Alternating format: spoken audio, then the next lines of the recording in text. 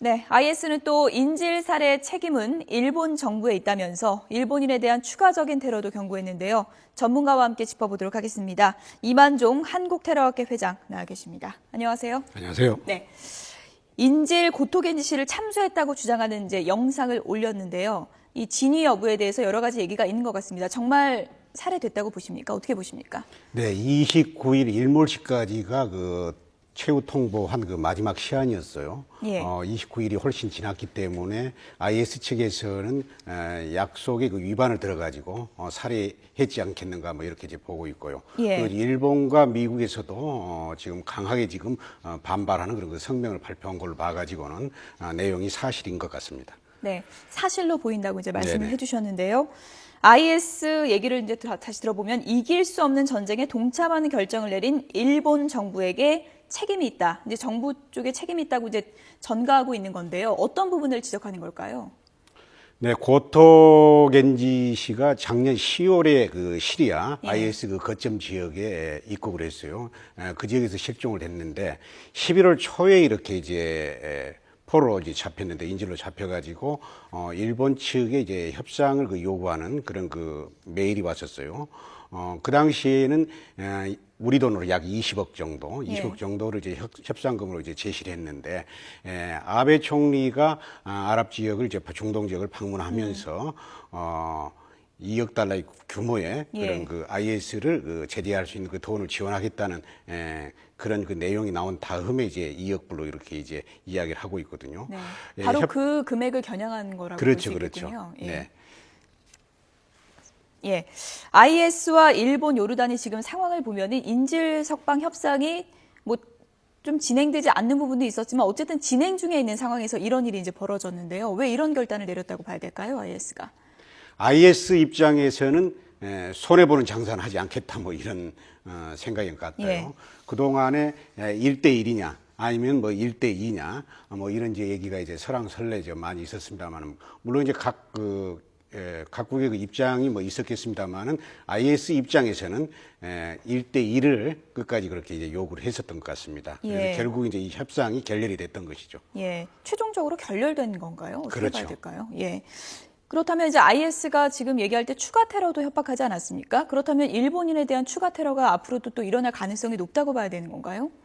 일종의 외곽 대립이라고 할 수가 있겠는데요.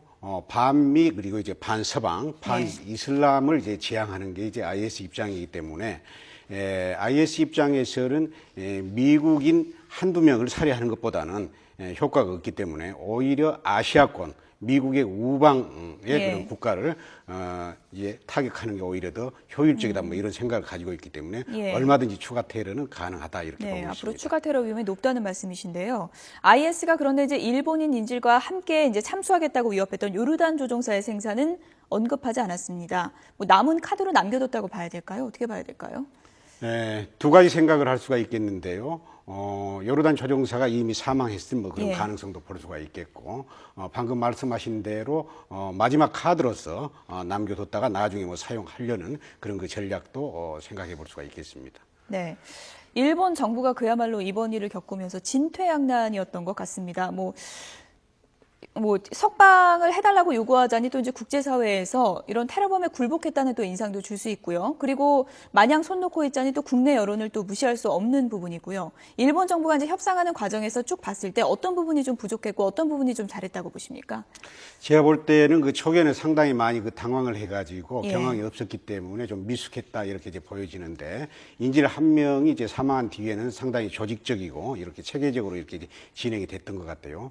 결론적으로 결과가 좋지 않았습니다만은 이 부분에 대해서 일본 정부의 노력에 대해서 일본 국민들은 굉장히 믿음을 갖는 것 같습니다.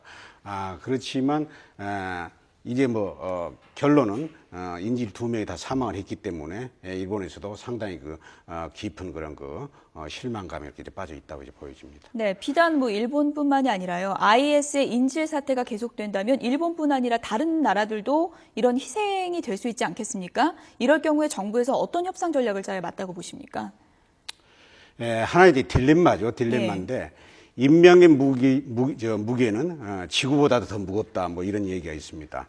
우리가 절대적 불양보의 원칙이라든가 네. 그리고 이제 비협상의 원칙 이런 것들은 이제 미국을 중심으로 한 그 서방에서 이제 모토로 하고 있습니다만은 인명과의 그런 그 문제이기 때문에 상당히 그 곤혹스러운 문제고 쉽게 이런 문제를 이제 풀어갈 수 없는 그런 그 상황이라고 할 수가 있겠고 이런 상황이 닥치게 되면은 상당히 국내에서도 이제 그 국내 그 여론 이제 분열이라든가 예. 또는 그 국민에 대한 그 정부에 대한 그런 신뢰 신뢰의 그 무너짐 뭐 이런 것도 이런 상황이 여러 가지가 나올 수 있기 때문에 쉽지 않은 그런 그 문제라고 할 수가 있겠습니다. 전략상 IS의 요구를 들어주는 게 맞는 건가요? 아니면 그렇게 해서는 안 되는 건가요?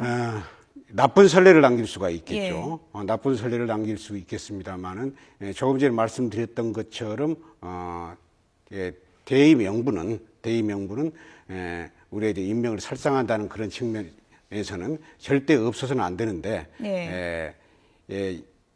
특별한 이제 묘책이 없다는 게 이제 각 나라의 이제 고민이라고 할 수가 있겠습니다. 그동안 뭐 끝내 풀려나지 못한 경우도 있지만 이번처럼 또 IS와 협상이 잘 돼서 풀려난 경우도 있었을 것 같은데요. 그런 경우를 좀 참고해 보면 좋을 것 같은데 이런 경우에 좀 어떤 게 선례가 될 수 있을까요? 앞서서.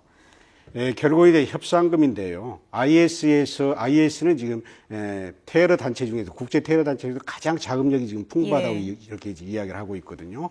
근데 세계 각국에서 많은 그런 그 전투 요원을 이렇게 모집을 하고 또 그 전투 요원들을 유지하기 위해서는 IS가 아무리 그 자금이 많은 자금력이 풍부한 그런 단체라 하더라도 이런 인질, 몸값 그런 그 사업 이런 것은 이제 계속 되리라고 생각이 됩니다. 그래서 결국은 이제 그 협상금을 목표로 해가지고 또 협상금이 이제 맞으면 이렇게 이제 풀어주고 인지를 석방하는 그런 전략이기 때문에 돈이 아니면 이제 풀려날 수가 없는 것이죠. 지금까지도 이제 적은 돈을 가지고는 협상이 되지 않았습니다. 인질 사태에서 상당히 딜레마에 빠질 수 없다고 지적을 해주셨는데 이렇게 되면은 좀 국제사회 협력도 좀 필요한 부분이 있을 것 같고요. IS가 이제 인질 사태를 잇따라서 계속 끌고 갈 것이라는 전망이 상당히 이제 많이 나오고 있지 않습니까? 국제사회가 끝으로 어떻게 협력하는 게 좋은지 이 부분도 좀 설명을 해주시죠.